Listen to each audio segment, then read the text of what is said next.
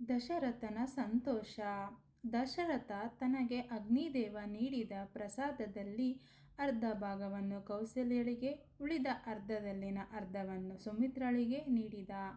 ಹಾಗೂ ಉಳಿದ ಇನ್ನರ್ಧ ಭಾಗವನ್ನು ಅವನು ಕೈಕೆಗೆ ನೀಡುವಾಗ ಗರುಡವೊಂದು ಹಾರಿ ಬಂದು ಅದನ್ನು ಎತ್ತಿಕೊಂಡು ಹಾರಿತು.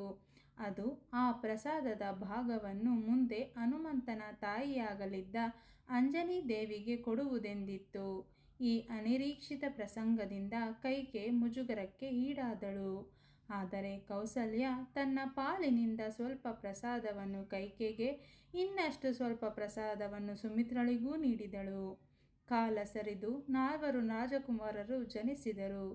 ಕೌಸಲ್ಯಳಲ್ಲಿ ಜನಿಸಿದ ಮಗುವನ್ನು ರಾಮ ಎಂದು, ಕೈಕೆಗೆ ಜನಿಸಿದ ಮಗುವನ್ನು ಭರತ ಎಂದು, ಸುಮಿತ್ರಳಿಗೆ ಜನಿಸಿದ ಅವಳಿ ಜವಳಿ ಮಕ್ಕಳನ್ನು ಲಕ್ಷ್ಮಣ ಮತ್ತು ಶತ್ರುಘ್ನ ಎಂದು ಕರೆಯಲಾಯಿತು. ಇಡೀ ಅರಮನೆ ಹಾಗೂ ರಾಜ್ಯದಲ್ಲಿ ಬಹು ಸಂಭ್ರಮವೇರ್ಪಟ್ಟಿತ್ತು. ಮಹರ್ಷಿ ವಸಿಷ್ಠರ ಸಲಹೆಯಂತೆ ಮಕ್ಕಳಿಗೆ ಹೆಸರಿಡಲಾಗಿತ್ತು.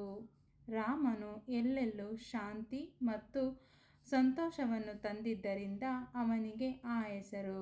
ಎಲ್ಲರನ್ನು ಪೋಷಿಸುವ ಹಾಗೂ ಸಂತೈಸುವ ಗುಣದಿಂದಾಗಿ ಭರತ ಎಂಬ ಹೆಸರು. ಎದುರಾಳಿಗಳನ್ನು ಸಂಹರಿಸುವನು ಶತ್ರುಘ್ನ ಮತ್ತು ಹಲವಾರು ಉನ್ನತ ಗುಣಗಳುಳ್ಳವನು ಲಕ್ಷ್ಮಣ. ಈ ಮಕ್ಕಳು ಅರಮನೆಯ ತುಂಬ ಮುದ್ದಿನ ಮಾತುಗಳನ್ನಾಡುತ್ತಲೂ ಆಟೋಟಗಳನ್ನು ಆಡುತ್ತಲೂ ಬೆಳೆಯತೊಡಗಿದರು. ಬಿಲ್ವಿದ್ಯೆ ಕಲಿಕೆಯಲ್ಲಿ ಅವರು ತೋರುತ್ತಿದ್ದ ಪ್ರಗತಿ ದಶರಥನಿಗೆ ಅಪರಿಮಿತ ಸಂತೋಷವನ್ನು ತರತೊಡಗಿತ್ತು.